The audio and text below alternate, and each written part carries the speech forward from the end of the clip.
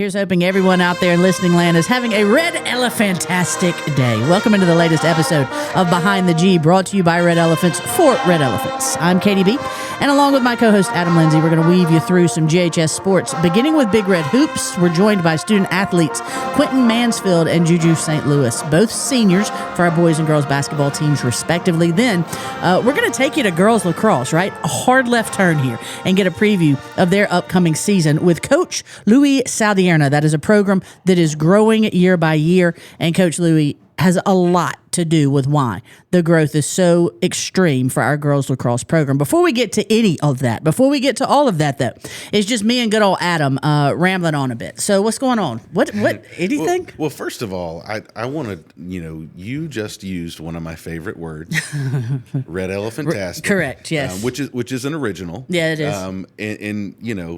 It is in the Webster dictionary now. And it is one word. But what do you, when you think about that word, like, what is it that immediately comes to mind? Yeah. Well, I don't know. What are you talking about? I don't know. It's like a red elephant explosion. Like it's like red smoke and fireworks. And, it's like the perfect day. What comes to mind? I don't know if you meant for this to be literal, but when I think of it, it's like, what is the perfect day?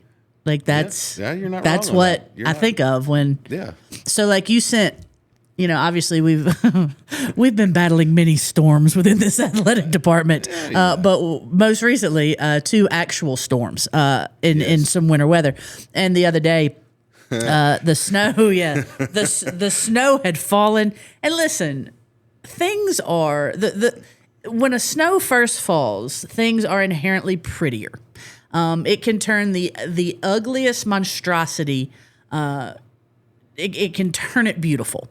That is just what snow does. It's why it drives me crazy when people drive up and down the roads when the snow first falls, because I'm like, let's just let it be pretty. Let's just let it be pretty for a minute and then get where you need to go. Like, I understand we've all got things we need to do and places we need to go, but let's let it be pretty for just a minute. But it super frustrates my wife when there's a snow on the ground and somebody drives down the road. Why? So listen, anyway, I was having get off my lawn fits the all day Saturday, but that's okay. So.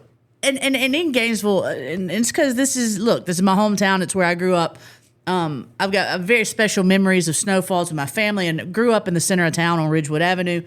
And me and my dad would take long walks when it would snow, and we'd have a snowball fight in the front yard of First Baptist Church. We're sorry if that is disrespectful in any way. It happened when I was like 6. Get over it. But it was absolute fun, mayhem.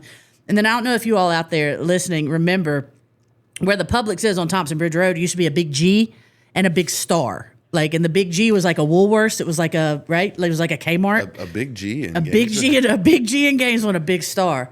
So we had this huge snowfall when I was younger, and my father and I walked from our house on Ridgewood, and we were 2 houses on the right past the 4-way stop with Bradford, right?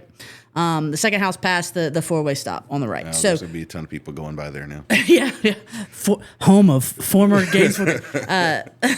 So anyway, we walked. My dad, I don't even know. Like, my dad just he couldn't sit. Like, he needed to go do something, right? Yeah. And I was his tag along. I did it.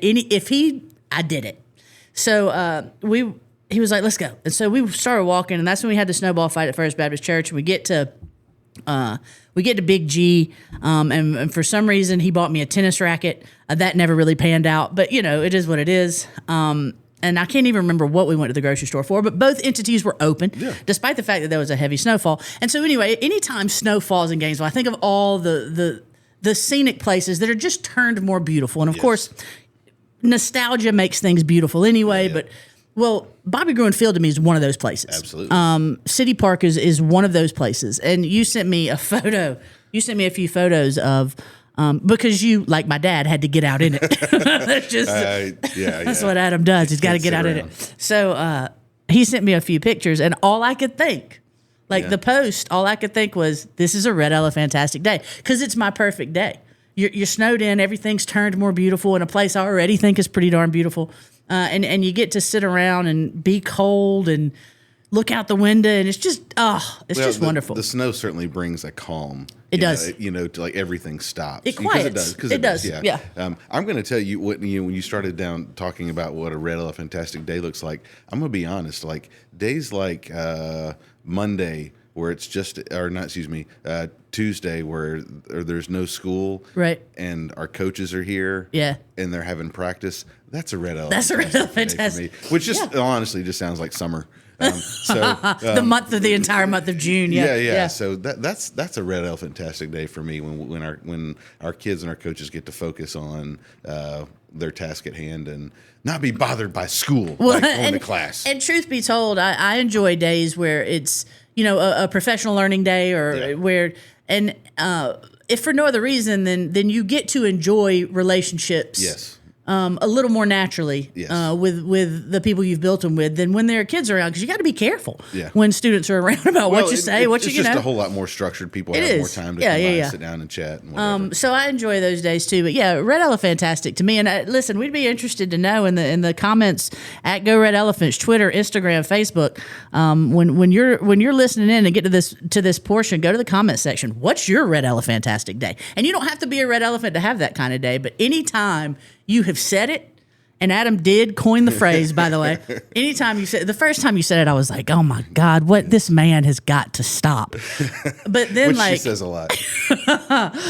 Once a day, at varying times. But at first I thought, oh, this is really, but then it just stuck. You got hooked. I got hooked. Listen, you've hooked me on a lot that I regret. No, I'm just kidding.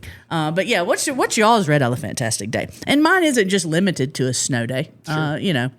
But golly, it certainly fits the category. It does, and it's the first thing that I thought of when you sent me the picture of Bobby Gruen. Is like, oh man, and especially now that people can't get on the field. Like when I was younger. Yes. I mean, it was carte blanche on that field, baby. Yeah. Every Sunday, me and my friends would walk down there and play football, not kidding you, in the end zone. And then we go to Dairy Queen. Well, and I would imagine if there weren't fences around it, there would have been a football game going on. I would have. At City Park. I would have been officiating at the very least, or playing all-time quarterback, because that is my favorite position to play. But anyway, we mentioned the guests we've got coming up and some candid conversations therein. Excited to bring you Luis Saldierna. First time a lot of you, one, are going to hear from him, but two, hear about lacrosse. Yeah. And Louis does, one, a great job with our girls program, but two, he's passionate. He's passionate about that sport. He is. He does an incredible job with the girls. For somebody who actually didn't play, he understands the game, is able to teach the game in a place that is not, it's not centered around lacrosse. Right. I'll still argue that Gainesville is a football, basketball, baseball town, and some of the other sports have to be learned along the way. So, but he's taken that program from a program where girls have picked up a stick for the first time, spring of their freshman year, to where he's building a feeder program, which is what has to be done to be able to have a successful program. Gainesville was one of the first schools to add lacrosse whenever the GHSA added it, but added it without a feeder program. So it's always been fighting against, trying to, start kids for the first time. But anyway, Louis done an incredible job. Louis is a great guy and very passionate about the lacrosse program and probably our longest tenured lacrosse coach, which is a whole nother story. But also too, great conversation with Q. Mm-hmm. Q's an awesome dude, and then JuJu. I mean, JuJu is I just our student athletes, and certainly obviously we pick the people that come on. So great kids, great kids that just do amazing work and are committed, and we appreciate that. And they're not kids who are skipping class to go to the gym and shoot. No. They're going to class because that's important to them. Yep. We've got character kids here. And I think that gets missed or overlooked when you are successful at a sport. There's a preconceived notion that, that and while it is a focus, it is not, sole focuses. And you hear that in the way Quintin speaks, and you hear that from JuJu. It's across the board here. It is. And certainly speaking about, those two programs, the coaches, certainly place an emphasis on the academics, but they don't almost don't have to. No, they don't have to. You're absolutely right. I can't even remember the last time somebody from our boys basketball program failed a class. Right. Much right, less. right. I mean, when you talk about broached ineligibility, yeah. When you talk about our varsity players, like they're like 3.5, 4.0, right. 4.2 kids. Yeah. I mean, like the academics are very important because they understand that's what's going to help them get to the next level just as well. So I love talking to our student athletes, and we got 2 great ones coming up on this episode of Behind the G. Before we get to it, we already mentioned the snowfall and memories and nostalgia and all those things you love hearing when you tune in to our podcast. But we've got a special event coming up on February 16th, Red Elephants, that I think a lot of you are going to want to attend, but we're going to give you a heads up about what it is so that you can make plans in advance. The new baseball building at Ivy Watson Field. First of all, a beautiful building. It's incredible. It really is. It's state of the art from a technology standpoint. Yeah. Certainly, I'm in year 9, but I remember driving out to Ivy Watson for the first time and just talking about the field and what an incredible, beautiful field. Our field turf does an amazing job taking care of. But for the first time ever, to be able to provide our kids locker room space, coaches' offices, a hitting facility out there, where their field is. Certainly excited about that. So, as what we're talking about, like people need to come and see this. They do, 100%. It is if you've been impressed with what we've done so far, right. You're going to be further impressed by what's being built out there. Absolutely, and listen, the facility, and this again, y'all know this. I'm a Gainesville Red Elephant. I love the tradition here. Traditions here as much as anyone. This facility fits right in at Ivy Watson. Absolutely, it's right there at that standard. It's not an eyesore. It's not, it fits right in, and something that, frankly, Ted Ivy and Drain Watson would probably have killed to have, but when they were working with our baseball kids back in the day. But it's a fantastic facility, and what's going to make it even more fantastic, and this is where the special event comes in, folks. Obviously, our baseball program is a tradition-rich program. First team state championship in Gainesville athletic history was won by our baseball program in 1949. And then, we had one in 1978. And then, of course, we have what happened in the late 90s and early 2000s when we won 3 straight. In 1996, 1997, 1998, and then back-to-back state titles in 2001 and 2002. And the man that led the charge in all 5 of those was Wayne Vickery, a legendary baseball coach in the state of Georgia, legendary high school baseball coach in the nation. And so the new state-of-the-art facility is going to be named for him. Yeah, we're excited about that. Knew that we were going to have an opportunity to kind of recognize and honor Coach Vickery. Coach Vickery is a polarizing figure, and you either love him or you hate him, but you can't run away from the fact of what he did. 100%. Yep. So we're excited to be able to name that baseball indoor hitting facility the Vic. The Wayne Vickery Performance Center. So certainly want to invite everybody out on the 16th. We're going to do an unveiling of that building, of the signage, prior to our baseball game that day, which starts at 2 p.m. Yeah, it's going to be a wonderful day, and a day a lot of you have off work because it's also President's Day. Yes, that may have been planned like that. Yeah, exactly. So make sure that you get out to Ivy Watson Field. Again, games at 2 o'clock. I think we play Loganville. I'm not 100% sure. Yeah, you're right. We play Loganville, but really it's just going to be a special time for Gainesville baseball. Again, a tradition-rich program that historically has really led the charge towards making Gainesville athletics as a whole as great as it's been and still is and is driving towards being. So can't wait to get Coach Vickery out there for no other reason than I always love hearing what he has to say. And I can promise you this, we're going to give you more of the things he has to say because we'll have him on the show. Yeah. Either right before the unveiling or in the immediate aftermath. But we'll make sure that we have him here on Behind the G because, listen, I love the dude. Yeah. And I think he's going to be throwing out the first pitch that night. So I was talking to him yesterday. I told him. Hope he's been warming up. Yeah, so you better start stretching out a little bit. Get off that lawnmower and start throwing a few balls here and there. That's right. And here we have. It's a blessing and a curse, right? To have been around as long as we've been around, to have done the things that Gainesville Athletics has done. The blessing is in all of those things, Yep. you know, the stories, the traditions that come out.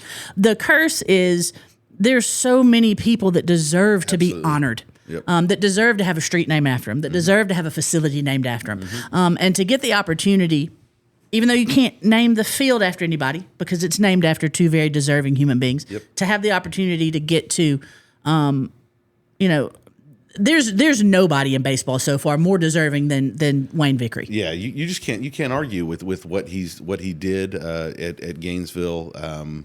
You know, bringing the success, bringing the wins, bringing, you know, the players that played for him, the amount of you know, great players that went on to have great college careers and major league careers.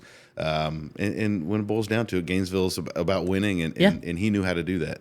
He absolutely did. All right, folks. So that's our breaking news here on this episode of Behind the G. You're welcome. We'll see you on February 16th. We'll give you plenty of reminders before then, though. Make sure you're following us on social media at Go Red Elephants across all platforms. And, of course, we've got our handy-dandy website where you can now go to see all of our spring sports rosters and schedules and things of that nature because heaven knows spring sports are no longer in the spring. They are now at the end of winter.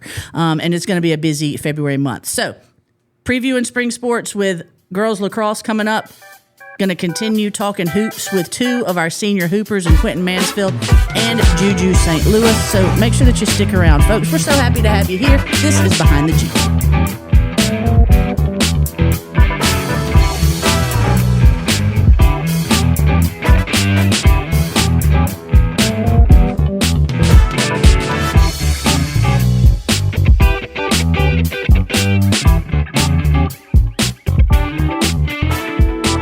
Our number one ranked boys basketball team moved to 23-0 Tuesday night with another win over number 7 Milton, making it a season sweep, 55-53, the final from Milton last night. We had 4 players in double figures, one of them joining Behind the G right now. That is Quintin Mansfield, his 12 points, obviously helping us get a marginal victory last night over a big-time opponent in Milton. Number one ranked, 23-0.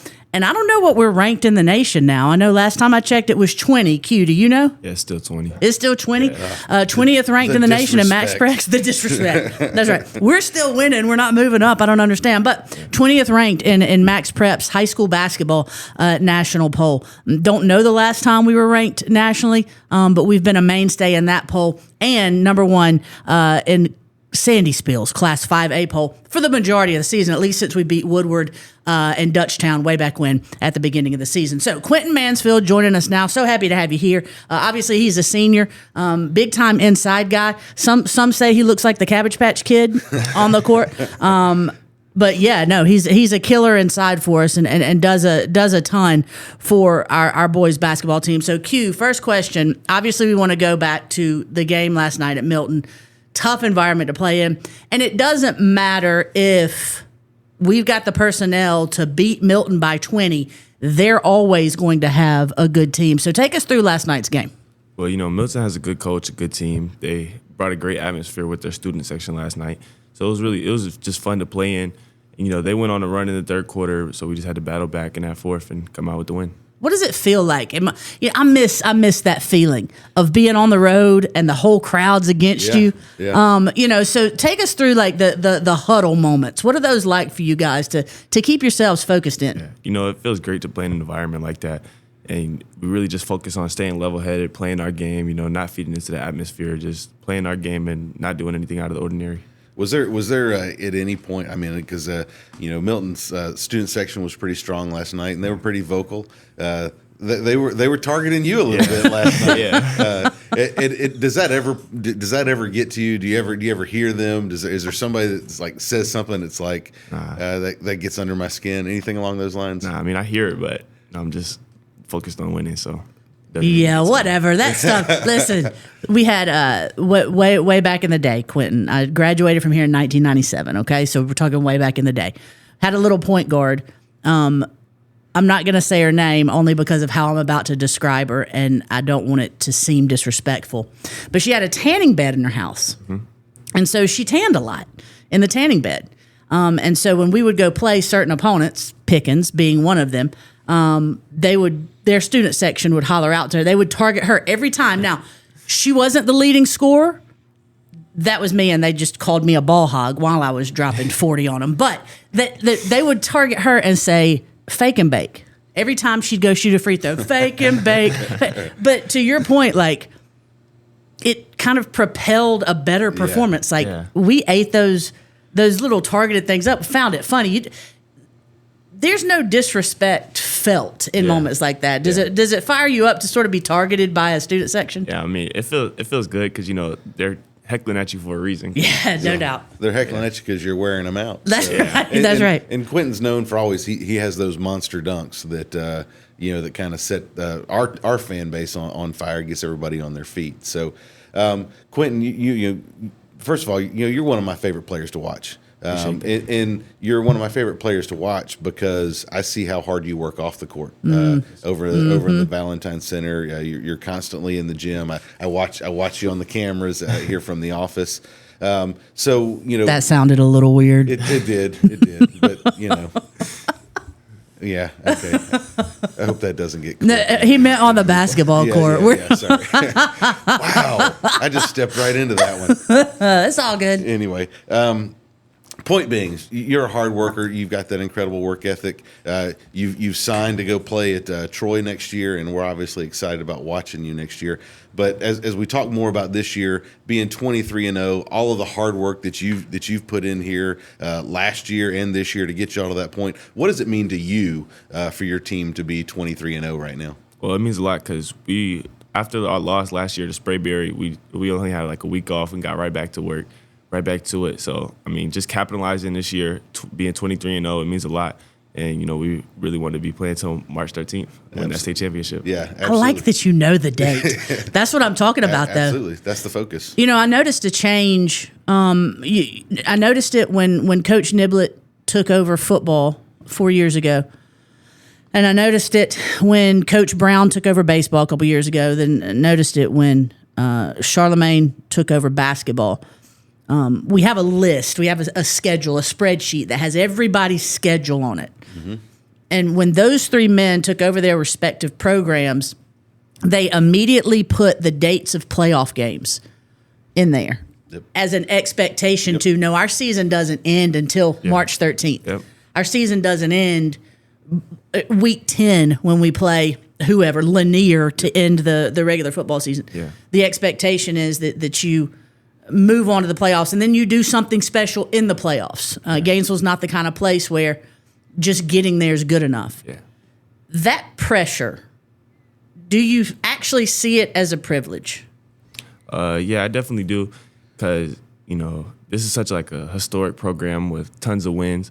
So it feels good to be held to a standard, and just go out and try to win. I like that, being held to a standard. Yeah. You mentioned losing to Sprayberry in the first round last year was obviously a disappointment for everybody. Yeah. I know it was a disappointment for you guys.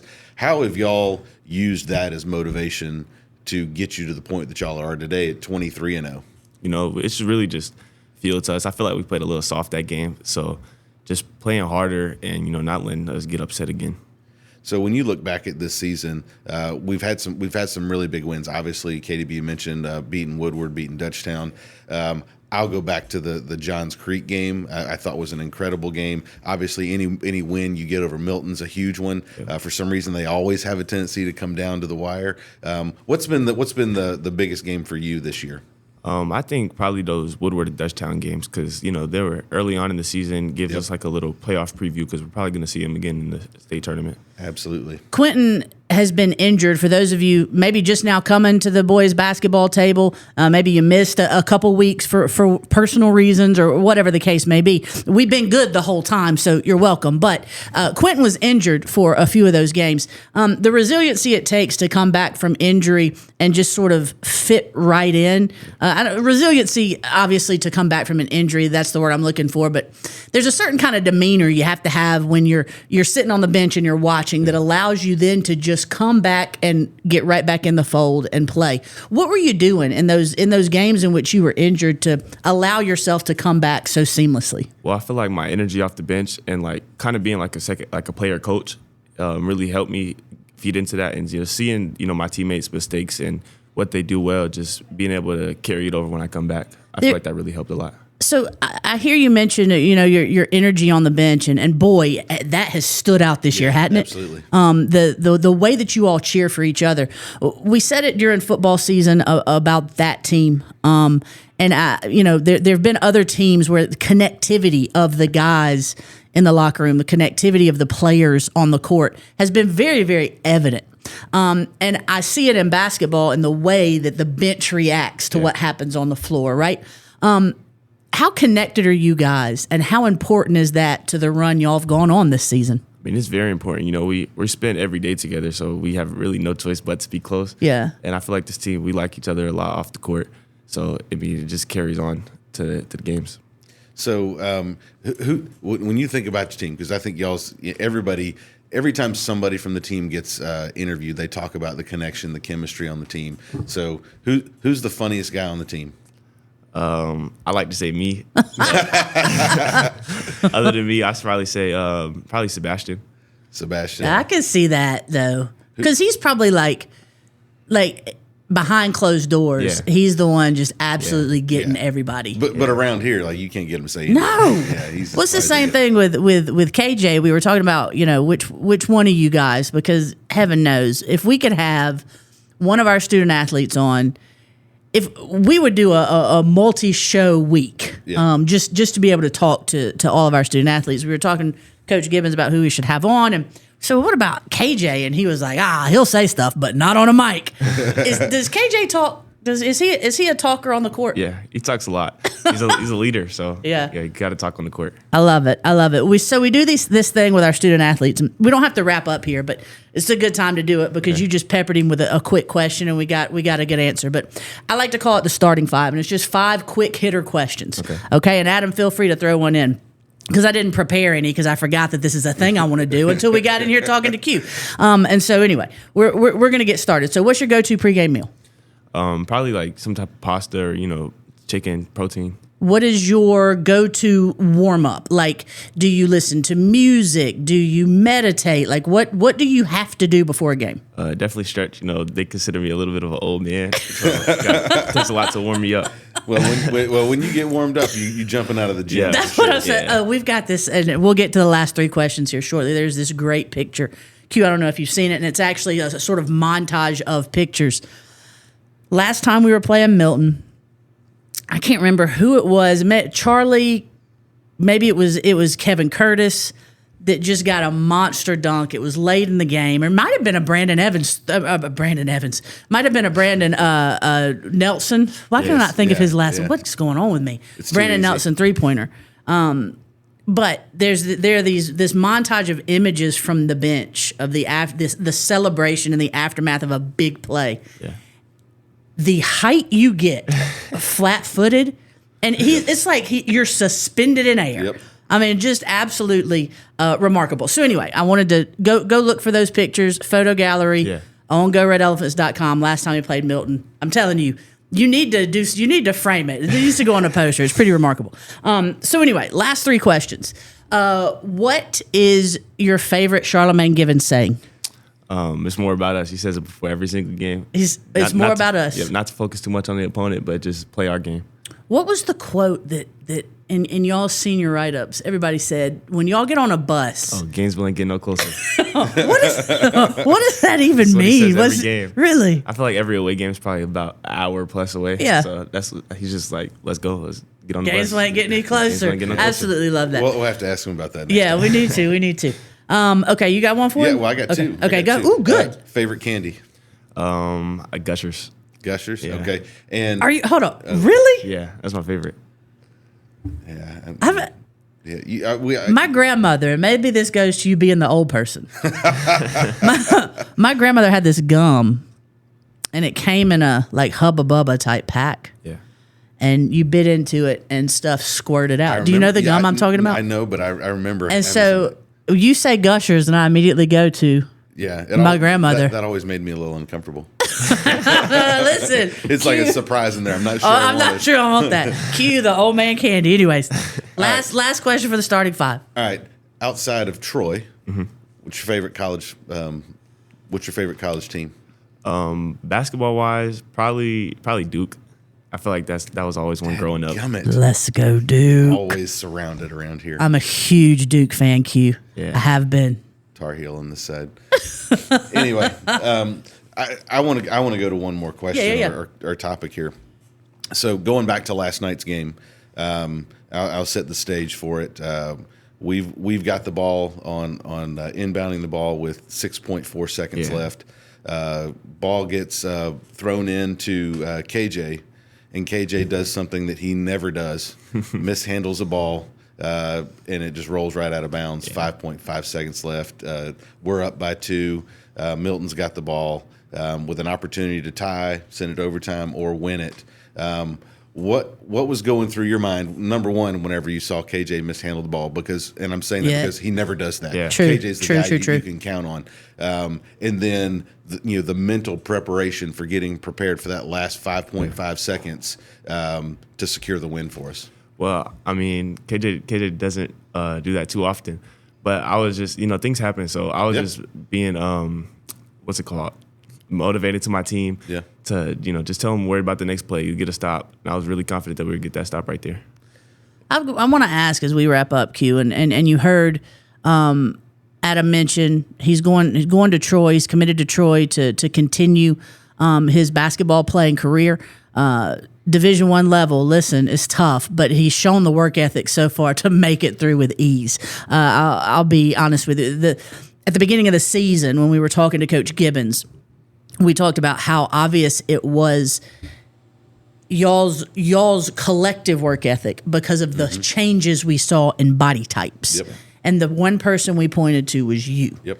Every time. It's there's just this certain body change that Quintin had from last year to this year where he hadn't spent a day sitting around on the couch. Like that just hadn't happened. I've made up for him. Yeah, me too. Same. I've made up for him. But here's what I'm interested to hear from you.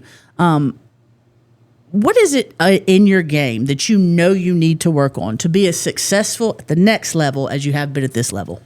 Well, I mean, obviously everything, but I feel like most importantly, probably my defense, like you just on-ball defense and being able to guards on the perimeter at college make me more versatile so I can play more minutes. That is a really good answer. Yeah, well, and you can never be good enough at defense, first of all. Yeah. But I'm gonna give you a shout out and give you a hard time at the same time.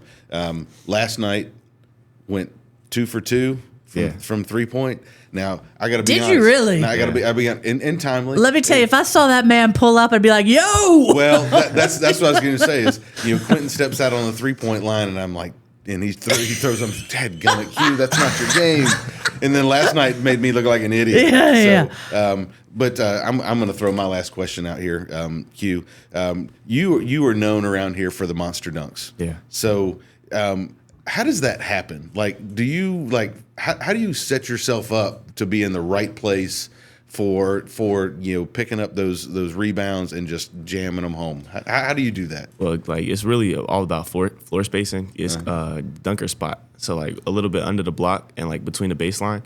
So that sets me up for a lot of lobs when KJ or Sebastian drives, throw it up, get a dunk or rebounds. When Kevin goes up, I go get the offensive rebound.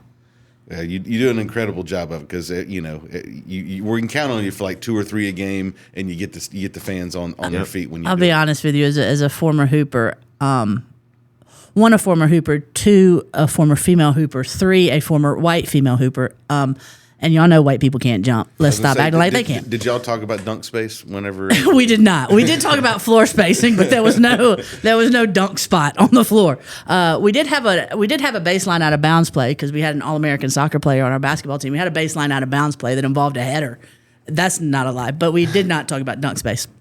But I've always wanted to be able to dunk. Like that's every hooper's dream, right? But when we'd be in the weight room, we'd have to do these they called them hanging weight drills. And you literally hold weight. And all I could think was, I could never dunk because it hurts to do this, hurts to hold the weight.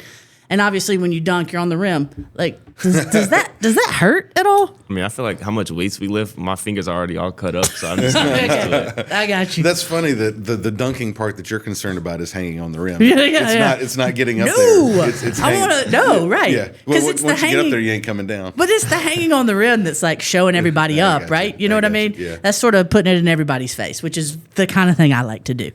Don't take my example, Keith. You just keep being you. Listen, folks, if you have not gotten out to see our Red Elephant Hoops team play, you need to do so.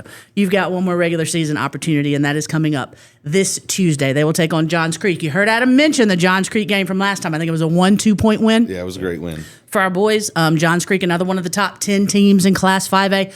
Another region opponent that's a top 10 team in Class 5A. We run the gauntlet in region play. But Tuesday night, this coming Tuesday, Davis Hill Gym, our boys and girls will take on Johns Creek in the final regular season game for region play. And obviously, we got state playoffs to look forward to.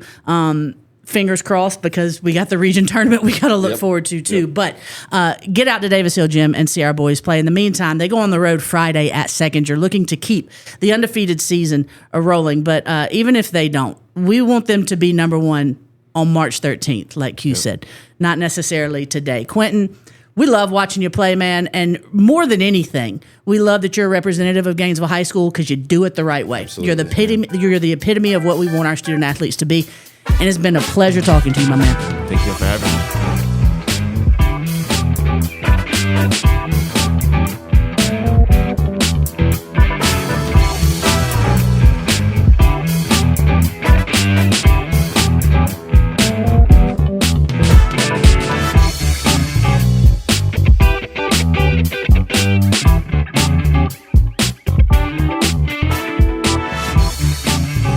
Gainesville girls lacrosse coach Luis Saldierna. Am I saying that last name That's right? perfect. It's perfect. Look at me. Gets the honor of being our first spring sport coach on Behind the G. Sort of, kind of. We had Coach Chan Brown on 2 weeks ago before the one of two winter storms hit our area to talk about being part of the 2026 inductee class into the National High School Baseball Hall of Fame. There's some acronym there that I'm not going to get right. But he didn't preview the season. Louis is on here to give us an intro into what's going to happen this season with girls lacrosse. So program update, that kind of thing. So congrats to you on being the first spring sports. You were the first one that popped in our head. Hey, We're well, not thank you so real much sure why. for having me here. Yeah, no, absolutely.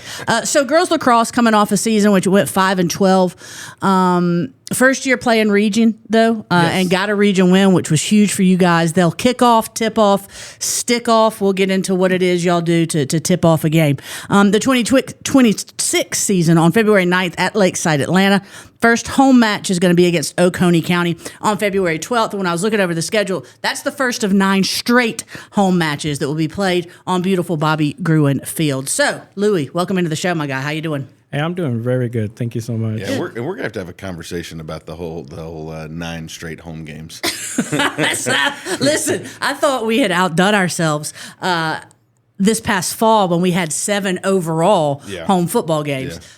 Girls lacrosse is working with 11 home matches this spring, 9 straight. Well, it originally wasn't planned out that way, but I had a lot of people who just couldn't find field space, and so they asked, "Is there any way we could come to your place?" How much does that have to do with playing a lot of Atlanta area schools?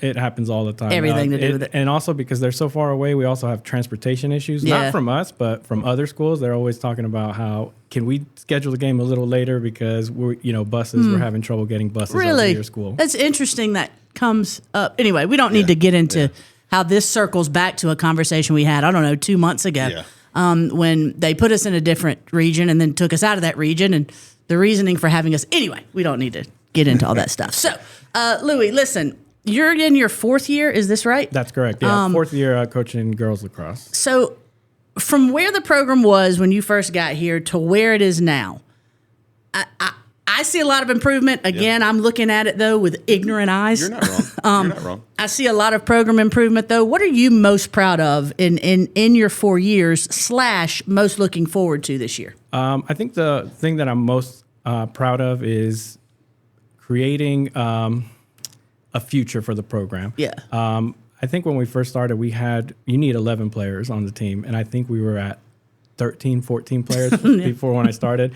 And my goal was, let me try and grow this program. And I want to grow the sport. I love the sport, and I've always been trying to do that from the very beginning. The first year I started, we just had a varsity program. The next year after that, we started our first JV season, and we've had a JV season since then.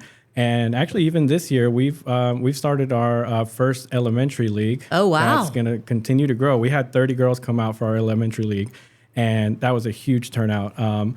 We met once a week for practice, and then we had games every Saturday. And the goal for next year is to go ahead and start moving on with the middle school program and just continue growing the sport. So I think that's the thing I'm most proud of, is just seeing the future of Gainesville girls lacrosse continue to grow. That's awesome. So That's awesome. Talk to us about your love for the game, where that comes from, and where your experience is. Yeah, so it's actually pretty interesting.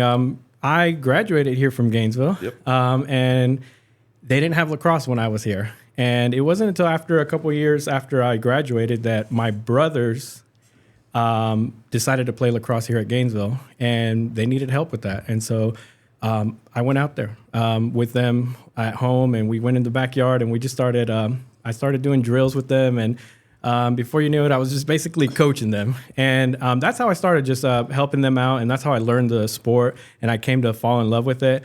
Then I found out that Gainesville needed some help with that too. So I asked if I could be a volunteer coach. I came out here, and I eventually became an assistant coach for the boys program. I did that for about 6-7 years, all the way up until when COVID hit. And then after that, I took about 2-3 year break before I saw that the girls program needed a head coach. My sister was on that team, so I actually ended up coaching all 3 of my siblings in some way. So I coached my 2 brothers as the assistant coach, and I ended up coaching my youngest sister as the head coach for the girls team. And the girls, at first when I joined the girls program, I always loved lacrosse, but there's something different about the girls side of it. Boys, very physical. It's fun to watch and everything. But I feel like the girls' part of the sport takes more skill. It takes a lot more skill. Some of the goals that you see are just way more beautiful. And I'm not taking anything away from the boys' sports at all, from the boys' lacrosse. But oh no, keep it coming, praising the girls instead of the boys. Let's go. The girls' lacrosse, for me, it just takes way more skill, and so I fell in love with that right away. And I've been doing it ever since. And so I love it. So it takes a lot of you have to have. I think we say this with almost every coach we have been. You have to have a screw loose to want to coach in high school today. Period. You have to have a couple more screws loose to want to be a head coach of a high school sport in today's athletic environment. But then to bring the passion you have to grow the sport like you have, to where now you've got 30 kids across our elementary schools coming into play, but also the numbers on our varsity team, are very strong. They've grown, incredibly since you took over. There takes a certain level of passion to be able to present the sport and cultivate talent therein when really you're dealing with a whole bunch of novices, and so that means a couple more screws loose even. So where do you think that passion comes from that allows you to grow it like you have? Honestly, it's just seeing a girl come out to try out the sport, having picked up the stick for the very first time, and then seeing the improvement they make throughout the season. And then I've had girls who have been on the team since they were in 8th grade, and to see them grow that much and how much they love the sport. I remember talking to former players saying, they got scholarships to play in other sports.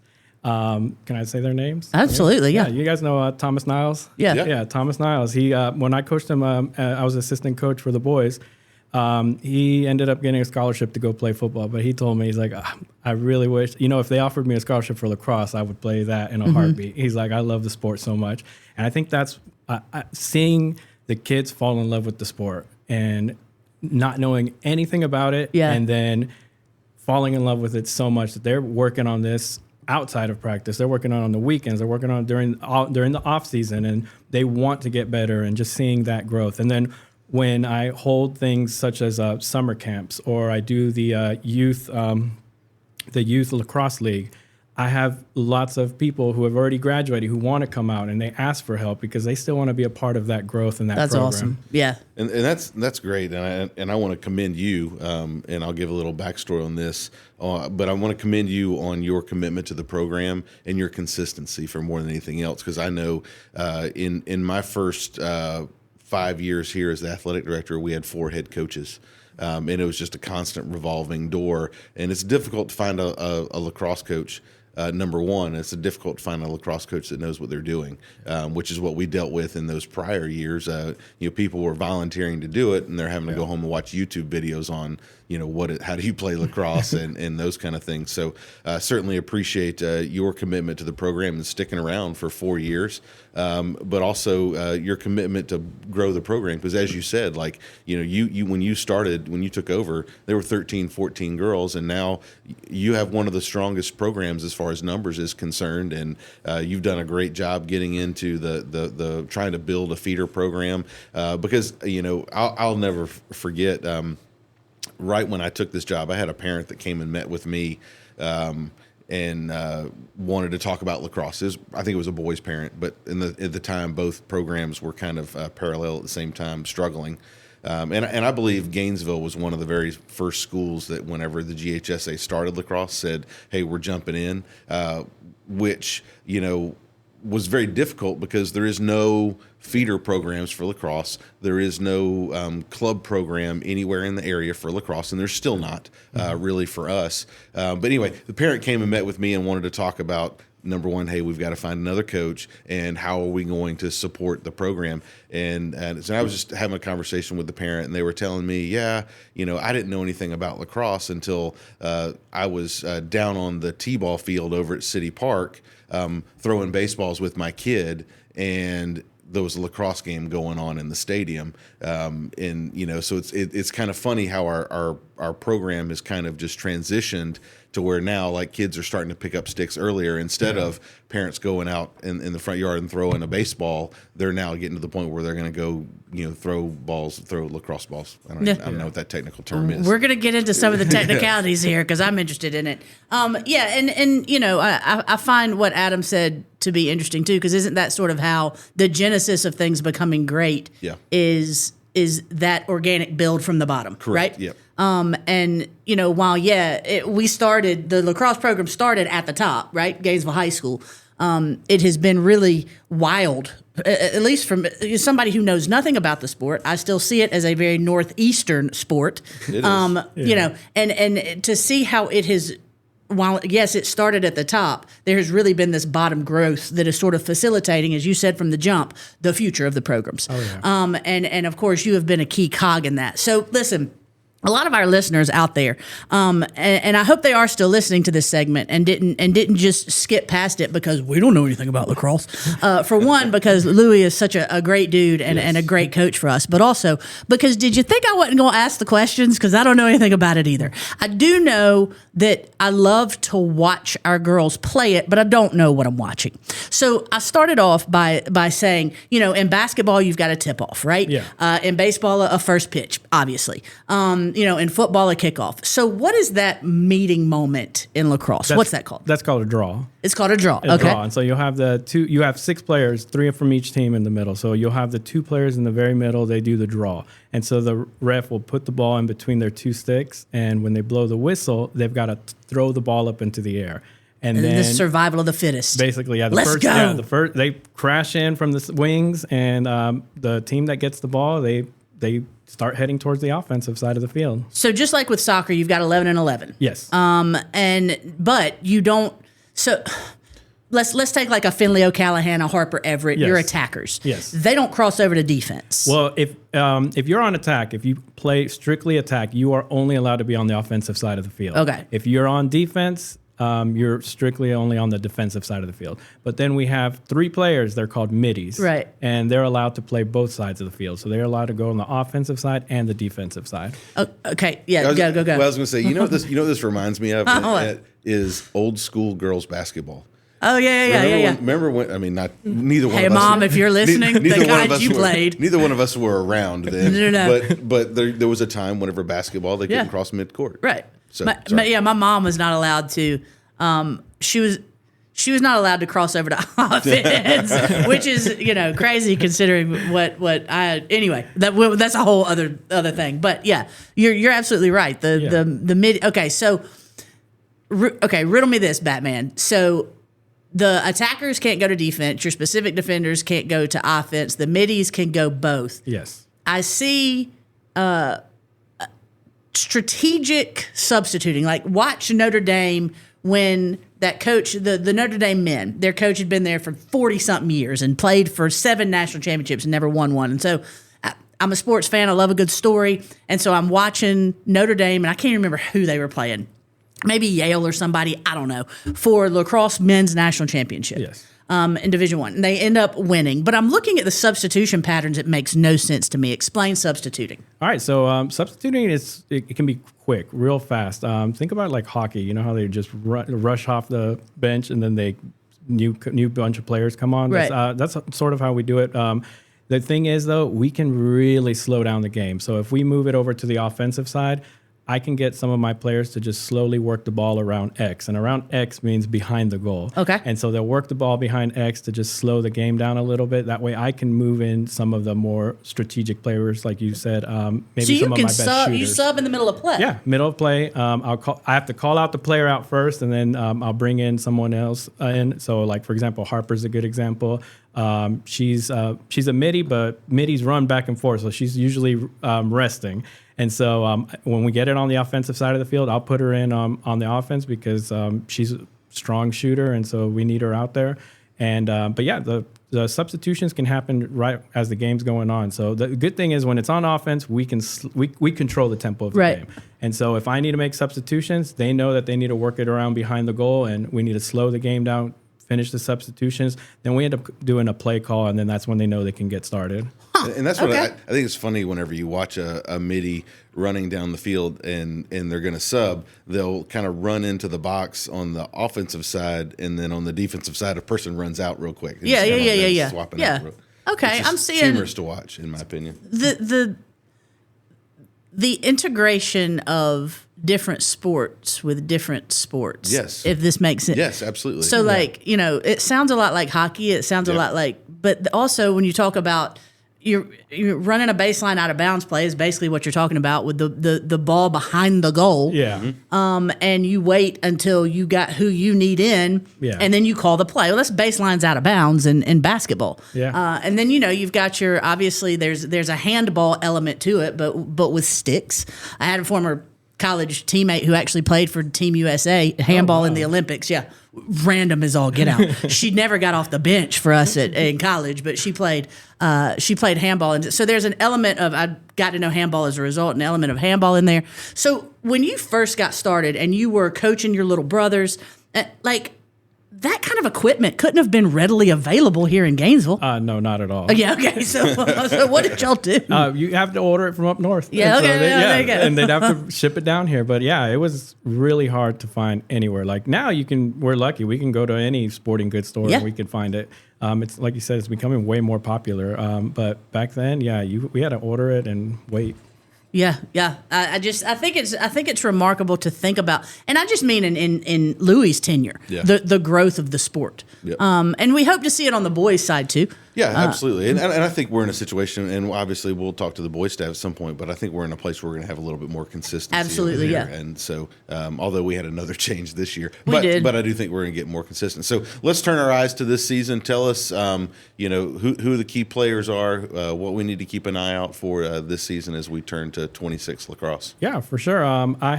We have a lot of great players this year. We have a bunch of returners. We have obviously Finley O'Callahan and Harper Everett, who are going to be our strongest on offense. Harper Everett broke our record for Gainesville for most goals scored last year. And Finley's right behind her. So I have a feeling that they're going to try and see who can score the most goals this season. Yeah. What a nice problem to have, kids that are. And I love the competition between them. So, and they have such good chemistry together. So it'll be really nice to have them both together playing this season. Last year we had Finley O'Callaghan, who was injured, and then the year before that Harper was injured. So this will be our first season where we actually we're gonna have knock both on of wood them. here, yeah, bud. hopefully both of them together at the same time. And they've been building that chemistry up, and so they're looking really good. We have Callie Carlisle. She's such a great defender. She's been playing since her freshman year, but something about her attitude, her personality. From the get-go, I knew that she would be someone who would be able to help lead this team. I saw that. I made her a captain her sophomore year. And so she's been a captain since then, and she's such a great leader on the field and such a good defender. And without her, she's been helping me grow this program too. So, I think those three players are going to be our key players this year. We're going to be able to, we have a really good schedule, really tough schedule, which is important because we want to make sure it's very competitive. And, but I think we're going to do really good. I have no doubt you're going to do really good. And here's the thing: you look at a schedule and you're like, oh, they went 5-12, but first year ever playing a region schedule for girls lacrosse, and got a win. And as a former girls basketball coach here, I can tell you, your first year playing in a region that is as tough as the region y'all are playing in for girls lacrosse last year. And I think back to us moving to 7A and playing in that Forsyth County region the first year. Just got our brains beat in every single, and you're talking about a storied and tradition-rich program. So to get a win in region is a huge deal. But also just the progress of the program. I don't care if it's 4 wins, 5 wins, 6 wins, 1 win, is really just. Louis is the right guy. You got to start with growth first. No doubt. You have to have kids in the program to be able to pick up wins. Right. So I think that's the thing that I get excited about is Louis' commitment to starting a feeder program, to getting them started at a younger age. Because for a long time we fought the problem of the girls and the boys weren't picking up a stick till the first time of spring of their freshman year. Can't happen. Yeah, which honestly you just can't. You can't be successful. No, that was impossible. You have girls in other schools who are picking the stick up at when they're 7, 8 years old, right? And then we have ours picking them up at 15, and so it just made a huge difference. Yeah. So where I think my point is I don't think we're at a place yet where we've actually seen where the progress is going to take us, because once those girls that are currently in the elementary school get up here to high school, it should be a different world. No doubt. And the middle school program coming along as well. Luis Saldierna. I like saying that. It's been a pleasure talking to you. And folks, don't forget, February 9th is the first official game of the 2026 season. We're on the road at Lakeside, Atlanta. February 12th, first of 9 straight home matches on beautiful Bobby Gruen Field at City Park. We'll take on Oconee County. So make sure you're getting out and you're seeing our girls lacrosse program play. Louis, been a pleasure talking to you, my guy. Have a great day. Thank you so much for having me.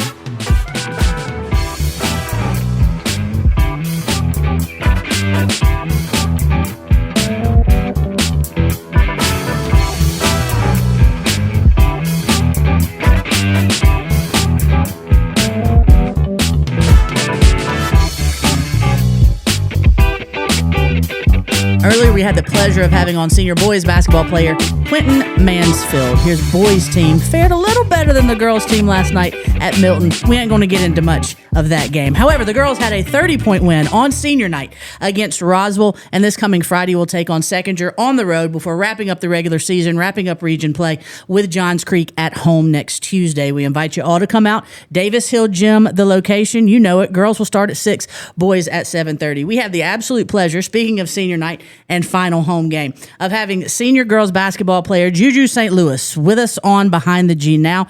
We told you at the beginning of the show, JuJu is one of the kind, and now we're going to prove to you why. So, JuJu, what's up? How you doing today? I'm good. How are you guys? Doing quite well. You're coming in off being in dual enrollment classes. So you are on Gainesville's campus right now solely for the purpose, well, one, to go to basketball practice later, but solely for the purpose of being on Behind the G. Not a better reason. No better reason. And I don't say that for that reason. I want people to know, what are you doing in dual enrollment classes? What does your academic day look like? My academic day, first I wake up around 7 o'clock, sometimes 5. I go to the gym, do a light workout. Then I go ahead and go to nurse aid class. And that class is just getting my certifications because I want to be a nurse in the future. Okay. Awesome. And this would look really good on applications and stuff like that. So I'm getting my certification to help people. And Nurse aid. So you were trying to explain to me while we were giving Adam a hard time about completely ignoring you the first 5 minutes you were in the room. But you were telling me a little bit. What is nurse aid like? What did y'all do this morning? This morning, we learned how to take blood pressure. We learned how to do vital signs, take weight, just normal stuff that you would ask a patient when they're first admitted into the hospital room. Stuff like that, just to document and put on their board. Yeah. I made mention that behind the G, when it comes to conversations with our student athletes, is really just off the cuff, whatever comes up, comes up. And of course, we want to get into basketball and your experience with the Lady Red Elephants and all that good stuff. And we will. But what makes you want to be a nurse? I've always wanted to be a nurse. My sister, Mia, shout out Mia, she was born premature, very premature, 2 months, premature. And just seeing her like be strong in the hospital, I've always wanted to work in the NICU with babies, and just seeing her like push to survive and like ripping out the feeding tubes out of her nose and stuff like that, just little things like that. I've always like wanted to work in the hospital. I love that. NICU nurses are incredible. Both my kids were both born 3 weeks and 4 weeks early, so they got to spend great time in the NICU. It was funny because my son obviously was born first, and he was I think 3 weeks early, and he ended up spending 2 weeks in the NICU. The nurses were fabulous. I felt honestly just safe. Because I was a new dad. I didn't know what I was doing. The manual doesn't, always align. So I just felt safe. The fact that, he was obviously going through some stuff and felt like, he was taken care of. So the funny part about that is whenever my daughter was born, she was again early as well, and I was like, yeah, y'all can just take her to the NICU. That's fine. like I'll pick her up in a couple of weeks, because that kind of gave us the time to, my wife to kind of get over giving birth, us to kind of get familiar, in whatever it was, but. Special place. I'm glad. And you got to be a special person to be able to deal with babies like that. A very gentle spirit. Yeah. And while you're listening to her voice and she is displaying vocally a gentle spirit, when it comes to the basketball court, JuJu's got a little JuJu in her. Yeah, she's got a little JuJu. So JuJu came walking in my office with Finley O'Callahan, a friend of the show. She came walking in my office with Finley O'Callahan. I was talking to Finley about who knows what. I don't know what came up. And I said something like, hey, I was being my usual loudmouth, inappropriate self. And I said something like, hey, yeah, man, they got the JuJu. And then like JuJu was sitting there with me. And I was like, no offense, JuJu. That's what I say when people are hyped. So like it's a good thing saying they got that spirit in them, right? So you've got two spirits in you, a very gentle one and then the one that we see displayed on the basketball court. So you came to Gainesville a couple years ago. What's your experience like being a red elephant? I would say it's very different here. I would say it's like a family. Coming from my previous school, it wasn't always like that. I mean, everybody knows everybody, but here it's like, even if I don't know you, you're always going to say hi to me. Mm-hmm. And I love that about Gainesville. Even the custodians, utility people, it's just really friendly and welcoming and warming here, I would say. And I think it really comes from like the football program being as close-knit as it is, that everybody here is just so kind. Oh, it's so interesting she said that, because on previous podcasts, and I'm sure you heard it whenever you listened, that we talk about how football sets the tone for the rest of the school. Right. So it's interesting that you as a basketball player have kind of felt that as well. Yeah, and the connectivity, and they said it in a lot of ways, not just, hey, we're our student body is super excited because they're winning, and now everyone wants to sort of follow that mold because they were winning to make sure they can win and people be hyped for it. But it also like the connectivity, and we mentioned it with Quintin.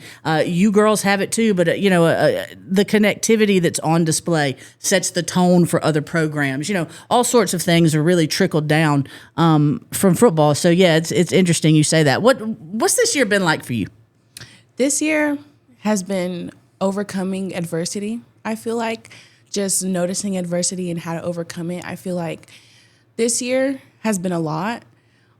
But knowing I have my teammates and how they're feeling and how they feel the same way, it's nothing like. Yeah. Well, I mean, listen, when it's one thing to face adversity as an individual and overcome it, and the strength that shows that you have that yourself has. There's nothing like overcoming adversity with a group, right? And that struggle almost leads to a bond. Not almost, it leads to a bond that's virtually unbreakable. I'm interested to know your personal game. You came in last year, and as a former hooper, I see a tall girl that looks really athletic, and I'm like, oh yeah, I'm licking my chops. Gainesville's finally got some height. To see your game flourish the way that it has this year, not in big girl stuff down low, getting on the ground for a loose ball, being tough with loose rebounds, not necessarily around the rim, which you are that too, but really being a driving force when it comes to the hustle this team displays. How much pride do you take in those little things? I think I take pride in it, but I'm not necessarily serious. I'm not necessarily doing it for me, but I'm doing it for my team. Yeah. I feel like when you recognize your team and you have to ask yourself, what do we need as a team? And it's not always going to be somebody else doing those things. So you have to just step up and do it yourself. I love that. So I got to tell you, you're one of my favorite girls basketball players to watch when we play, and that's because and I don't know another way to describe it, but I think of you like you have an old school basketball mentality. Yeah. Because you're tough, you're under the rim, you're give me the ball underneath. You're working hard for them to get you the ball, and ripping it out of girls. I love it. Love it. And you're going to find a way to get the ball to the square, into the goal, and I love watching that about you. How do you describe your game and how you prepare for the game? The coaches, our post coaches are wonderful. They're so hard on us, but it comes from a space of love, and I feel like that just translates on the court. Because when you're getting beat up with the pad 24/7, you gotta. Once you get hit in the game, it's nothing. It's like a pinch. So I give it all to the coaches, honestly. That's the football dummies come out. Watch out. Watch out. Listen. It's funny to me because like whenever that first started happening years ago, I was like, what are y'all doing? Yeah. And now it's just a normal state. Hey, we're gonna go borrow some football pads and we're gonna be physical. It's awkward for girls to practice physicality. And they do need to. We need to practice physicality because it doesn't come naturally. You see boys ram into each other. They're just being boys. Of course. With girls, it's very much so you've got to practice the art of being physical. That's where the football pads come in. And that stuff can get rough down low. Yeah. Growing up, I was always playing with my dolls, doing this. And it's kind of odd being taught how to be aggressive. Because it's not with words, it's with your body. And it doesn't come naturally. Right. It doesn't matter the kind of athlete. Like, you don't start out being aggressive. It doesn't come naturally. You bring up being younger and playing with dolls. Tell us a little bit about your family.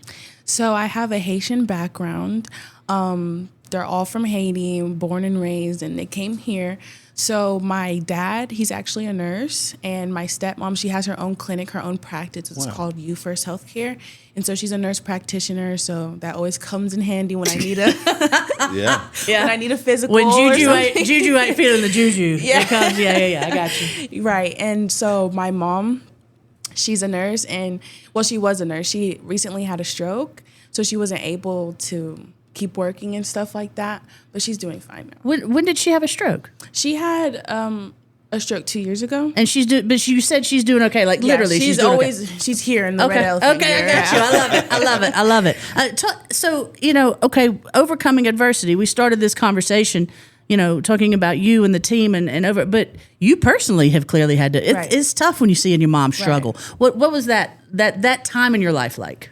It was rough. It was rough. Being the older sibling, having to put on a face for my younger siblings, and when my mom was in the hospital, having to hide that where she is, and to be like, oh, mommy's out right now, she's doing something, or she's at work, and like lying to my siblings. It was hurtful, but seeing that something good came out of it and she's fine now is what a blessing. Meaningful. That's absolutely wonderful. Your younger siblings, how many siblings you have? 3. but all of them are young. Yes. So you're the oldest. Yes. You setting the tone, Juju. Yeah, I got to. Let's go. Okay, so how old are your siblings? So I have one that's 14, and I have one 7 and 6. Wow. Any athletes in the bunch? Oh, yeah, of course, yeah. My little sister, Mia, she loves basketball. That's wonderful. Listen, and I love that you just pointed out her little sister and nobody else. Yes. Little sister loves I basketball. was going to ask which one's the best athlete out of the three, Oh, Mia. But she just Mia. let That's it Mia. right there. Yeah, they call her the rebound queen on her little Really? team. Oh, I love that. Have you been teaching her how to be physical? Oh, of course. It's different. Yeah, but she needs to learn her place because outside of the court, we're at home. You have to be nice to me, right? That's different story. I love that. It's best when the oldest sibling teaches the younger sibling how to be physical. Yeah. Because they're less breakable right now. Yeah. That's very true. Before we wrap up with you, Juju, you also not only are you a standout for our girls basketball team, but you took the leap and played flag football this year. Oh, yeah. I did. How much did you enjoy that? Was that a good time? It was so much fun. And learning a new sport and us being like as together as we were. It was amazing. I loved playing the sport and balancing basketball, going to basketball in the mornings and going to flag in the afternoon. It was hard. It was tough. And I barely got to see my family. I think I saw the team more than I saw my family. But I mean, it was amazing, and I loved the sport. It was fun to watch y'all grow throughout the year. Especially, we've got this one. I always go back to these iconic images that we have from the last few years of our athletes playing and celebrating and all sorts. And there's this image from this past flag football season, and you and Tara Tremere. Yeah, exactly. I'd be laughing too. Are walking off the field in a group. I think Finley was in the group. I think maybe Kiki was in the group with y'all. But it was like a group of 8 players. But you and Tara are standing out front, and you are looking clearly at the sidelines. You just won a close game and pointing, telling the other team to go and get back on your bus. Go and get back on your bus and go home. And I remember them watching y'all in that moment do it, but then seeing the picture of it. And it's just like, yeah, that's what we do. We come together, red elephants, and we send people packing on their own bus. Right. So anyway, I love it. Thanks for coming. You gotta go. Right. Can't miss you till you're gone. So we like to do this thing with student athletes. We call it the starting 5. Okay, it's 5 random questions. First thing that pops in your head, that's your answer. It's nothing hard though. No wrong answers. No wrong answers here. Okay. Yeah. So Adam's got you on this one. Okay.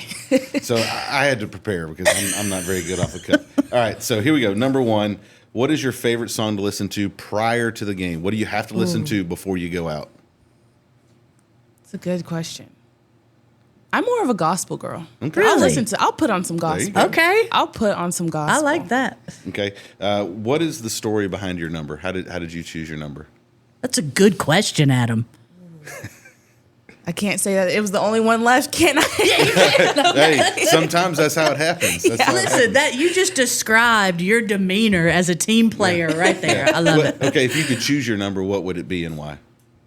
I would do 7. 7. And I would pick 7 because I just like that number, and I've always worn that number.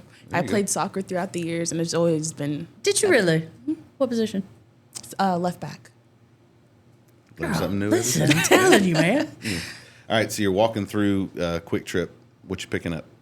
Oh, I'm picking up these peach rings. They're like gummies. I love them. I don't care what anybody says. I'm sorry. They're good. I have an empty bag sitting on my front seat. Listen to me. Okay, sorry, go They're ahead. good. Yeah, I'm getting that. All right, so you walk into the locker room. Who on the team is getting the aux cord to the speaker? Me. Me. It's always me. I'm sorry. It's me. Is that because you're a senior or because you got the best playlist? I have the best playlist. No doubt I have the best playlist. Is it because it's not just one genre, it's different? Yeah, it's everything. And it's like reading what everybody wants to listen to. Even if I don't bring the speaker's going to get to me. Okay. Oh, yeah. All right, last question. What is your favorite pair of kicks in your closet? Ooh. I would say right now I have like Jordan 4s right now. They're blue. I love them. So cute. Always going to be the Jays. Yeah. Always going to be the Jays. Juju, I got to tell you, there are certain athletes we have on, there are certain student athletes that we get the pleasure of being around every day that I think I really would have liked to have been their teammate. Yeah. And you're one of those people. I would have loved to have been able, not just to play next to you, and I'm very envious of those who get to, but to be able to hang out with you, because that's what teammates do. You're one of those that I would have loved, and it wouldn't have mattered the sport, to have been on a team with. Thank you. Listen, thank you. We were able to say it to Quintin, and we're not blowing smoke when we say it to you. You epitomize what we want our student athletes to be. Academically, their demeanor, how they represent the G, and then the way in which you play. You bring a lot of pride to us, and we appreciate you. Thank you so much. Thanks for joining the show. Great answers. The peach rings have me hyped. Let's go. They don't understand. They're great, aren't they? But They're fantastic. I'm a chocolate person. Like, I don't care anything about the sugar candy. Nah, I do gummies. I'm a fruity person. Me, yeah. Fruity. Don't call it fruity. Don't say fruity. I can see that. I can see it. I know, right? Me too. JuJu, we loved having you on. Just an absolute pleasure talking to you. Thank you. And man, you're gonna do some great things in the future. Yes. We appreciate you, kid.